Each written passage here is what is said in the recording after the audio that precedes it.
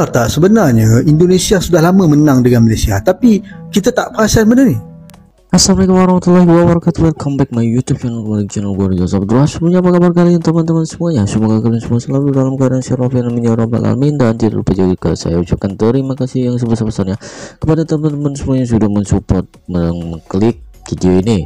Kali ini kita bakal reaction di channel Hand4 ya, Hand4, dimana ada videonya yang berjudul Indonesia sudah lama berkuasa atas Malaysia, tapi kita tak sadar kok bisa. Wow, ini dari judulnya dia udah buat kita penasaran ya. Daripada penasaran nih, kita langsung aja lihat videonya. Tapi sebelum komentar, alangkah baiknya kita tonton dulu videonya secara full agar tidak gagal paham guys. Kita langsung aja check it out. Indonesia sudah lama berkuasa atas Malaysia, tapi kita tak sadar. Benarkah demikian? Orang sedar tak, sebenarnya Indonesia sudah lama menang dengan Malaysia, tapi kita tak perasan benda ni. Kita selalu kan pandang rendah pada rakyat Indonesia. Yalah, dekat Malaysia ni, mereka ni kerja sebagai buruh bangunan je pun, jadi orang gaji dan segala kerja yang dilihat tak ada kelas. Tetapi pada hakikatnya, kita yang tunduk pada mereka tau. Pertama, bagi buat teman-teman yang belum subscribe Hand4 Media, silahkan subscribe, like, komen ya di channelnya. Indonesia penguasa tak terlihat di Malaysia. Indonesia dan Malaysia dua negara serumpun yang terikat oleh sejarah, budaya, dan bahasa. Namun, di balik hubungan yang sering disebut serumpun, ada sebuah kenyataan yang mungkin tak banyak disadari. Indonesia telah lama menjadi kekuatan dominan yang tak terlihat dalam membentuk selera, budaya populer, dan tren di Malaysia. orang sedar tak, sebenarnya Indonesia sudah lama menang dengan Malaysia, tapi kita tak perasan benda ni. Kita selalu kan pandang rendah pada rakyat Indonesia. Yalah, dekat Malaysia ni, mereka ni kerja sebagai buruh bangunan je pun, jadi orang gaji dan segala kerja yang dilihat tak ada kelas. Tetapi pada hakikatnya, kita yang tunduk pada mereka tau. Pertama, kita lebih mengagungkan filem dan drama Indonesia. Kedua, kita paling gemar dengan lagu-lagu Indonesia, sampai artis mereka berkali-kali buat konsert dekat sini. Ketiga, bila kita jumpa orang Indonesia, kita akan bercakap guna slang Indonesia, tetapi orang Indonesia tak guna pun slang Melayu Malaysia waktu bercakap dengan kita.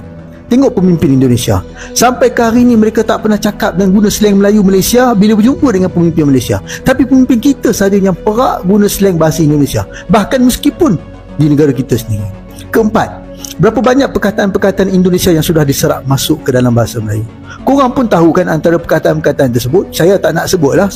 Kita patut berterima kasih kepada rakyat Indonesia sebabnya ada dalam kalangan mereka yang memberi sumbangan kepada negara kita. Contohnya, lagu Negaraku, lagu rasmi kebangsaan negara kita, dicipta oleh Saiful Bahri yang merupakan rakyat Indonesia. Selain daripada tu, beliau juga mencipta lagu untuk negeri Selangor dan juga negeri Melaka. Ditambah pula lagu seperti Muhibah, Muhibah. Malaysia kita sudah berjaya, aman makmur bahagia. Inilah barisan kita yang ikhlas berjuang. Ya, lagu-lagu yang saya nyanyikan tadi dicipta oleh saudara Saiful Bahri. Apa-apa pun kita semua serumpun, jangan gaduh-gaduh, kemah boh. Perasan tak yang filem, drama dan lagu Malaysia susah sangat nak tembus pasaran Indonesia, tapi Indonesia punya mudahnya amat masuk ke negara kita. Kononnya Indonesia pentingkan kualiti, padahal kalau kita perhatikan filem, drama dan lagu Indonesia pun lebih kurang kita saja. Drama mereka pun banyaknya merepek, tapi melekat di dalam TV kita. Dekat Indonesia tu, balik-balik Siti Nurhaliza je mereka kenal, tapi kalau di Malaysia ni, hampir semua artis Indonesia kita kenal. Sekarang ni pun, kita punya filem dan lagu tular di Indonesia pun sebab TikTok tau. Kalau tak ada TikTok, jangan mimpilah dapat tembus ke sana. Persoalannya, kenapa susah sangat Indonesia nak terima industri hiburan kita?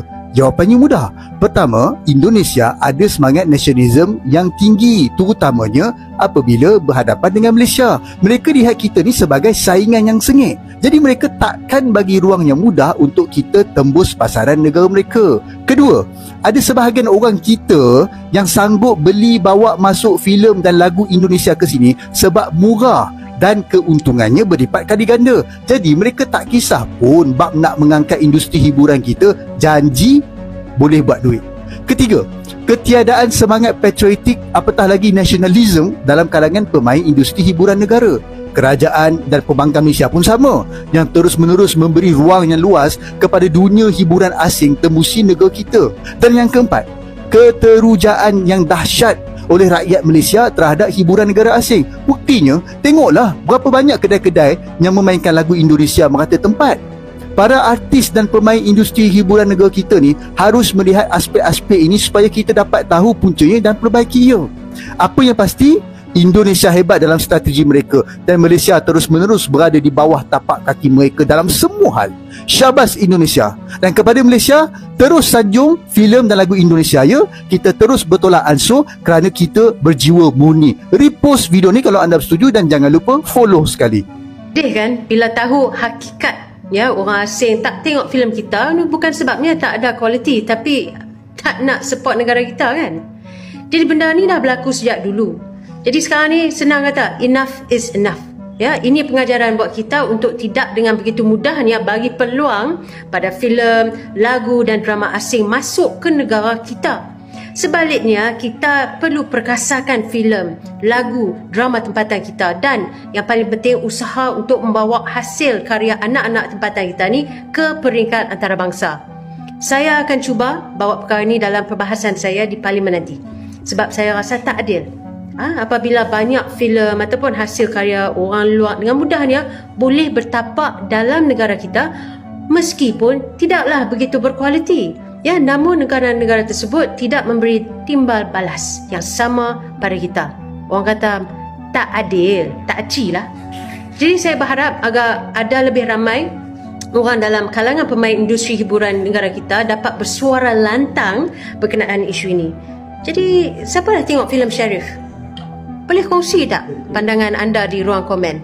Dan satu lagi kan, jangan lupa follow Bukannya over proud atau gimana, tapi sadar gak sih sebenarnya pengaruh bangsa kita itu besar banget loh, terutama ke negara-negara tetangga. Misalnya seperti waktu awal Pak Prabowo dilantik dan bikin banyak gebrakan, ada beberapa konten kreator yang Malaysia yang selalu bahas kayak Malaysia ini berasa kayak provinsi Indonesia ya. Tiap buka berita isinya Prabowo terus, Prabowonomics, kebijakan. Tapi dia ini konten kreator yang baik ya, bukan yang suka jelek-jelekin Indonesia. Itu bahas kalau para pejabat di Malaysia itu tuh mulai sering pakai istilah-istilah bahasa Indonesia dan dia tuh ngerasa kalau Indonesia itu sudah lama menang alias Indonesia sudah lama berpengaruh atas Malaysia. Kalau aku lihat dari konten-konten beliau ini lebih ke kayak nasionalis bangsa Melayunya. Jadi dia tidak membenci orang Malaysia, tapi dia mengencourage rakyat Malaysianya itu untuk lebih cinta lagi akan budaya Melayu dan bicara bahasa Melayu itu nggak salah kok. Cuma kalau yang bisa aku sampaikan di sini untuk kakak konten kreator ini, sebenarnya nggak apa-apa banget loh kalau kalian itu pejabatnya menggunakan bahasa Indonesia atau bahasa kita kan juga tuker-tukeran.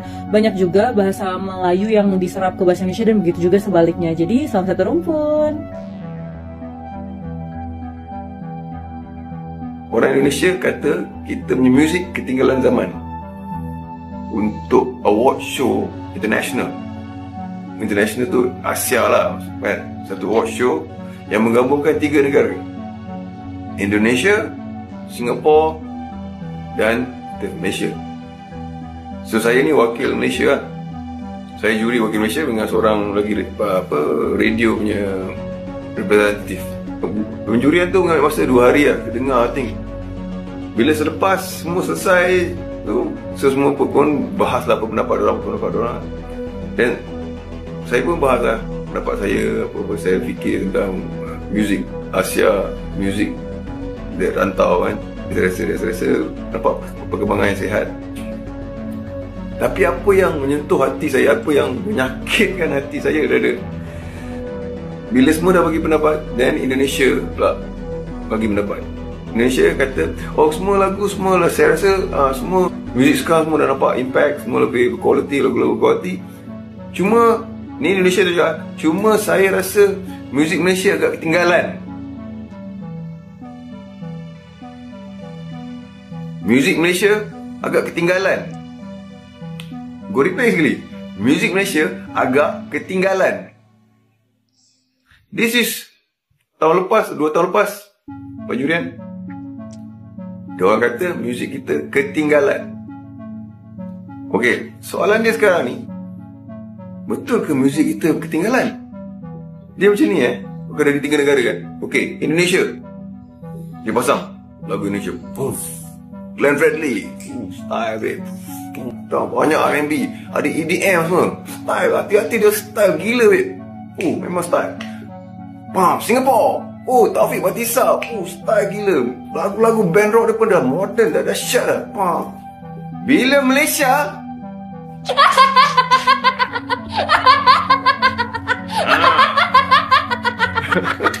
gua tak nak sebut nama lagu, gua tak nak cakap pun lagu apa. Bila orang tu kata muzik kita ketinggalan, dia melibatkan gua lah. Gua apa buat muzik, so gua apa ketinggalan lah. Gua tak semalu ke masuk kat situ? Radio punya orang ni dia pandang gua tu macam bukan salah dia. So adakah kita punya taste ni ketinggalan? Bila kita tanya pihak radio kata ini yang peminat nak, ini yang masyarakat nak. Ya ke masyarakat nak? Masyarakat yang macam mana nak?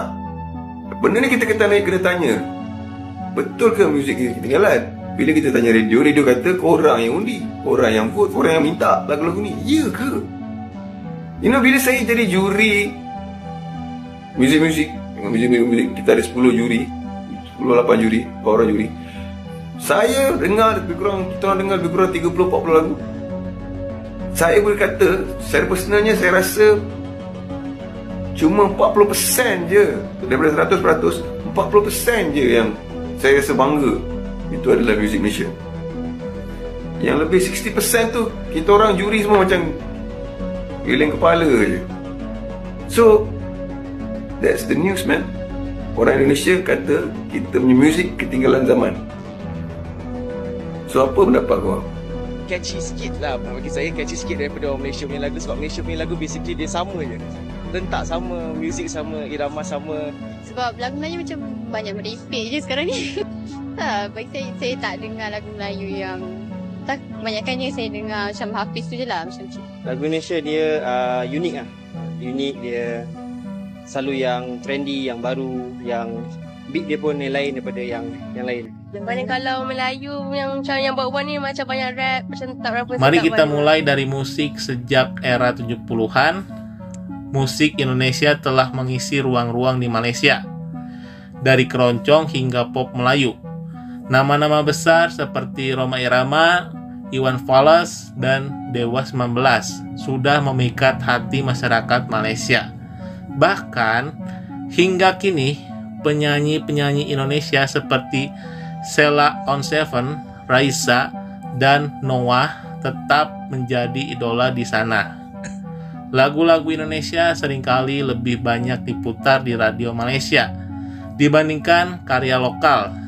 Fenomena ini tak hanya membuktikan bahwa musik Indonesia diterima, tetapi juga menjadi standar kualitas musik pop di kawasan tersebut. Tak berhenti di musik, televisi Indonesia pun telah menjadi konsumsi sehari-hari masyarakat Malaysia. Sinetron seperti Bawang Merah Bawang Putih hingga Ikatan Cinta disambut dengan antusias. Dialognya yang penuh emosi, konflik dramatis, hingga kisah cinta yang mengandung perasaan membuat masyarakat Malaysia tak bisa lepas dari layar kaca. Tanpa sadar, ungkapan-ungkapan khas Indonesia pun mulai merasuki bahasa sehari-hari mereka. Dalam dunia tren, gaya busana dan budaya Indonesia memiliki pengaruh besar. Desain kebaya modern, batik, hingga busana muslim Indonesia menjadi inspirasi dalam industri fashion Malaysia. Bahkan tren hijab ala selebriti Indonesia seperti Ria Ricis kerap diikuti.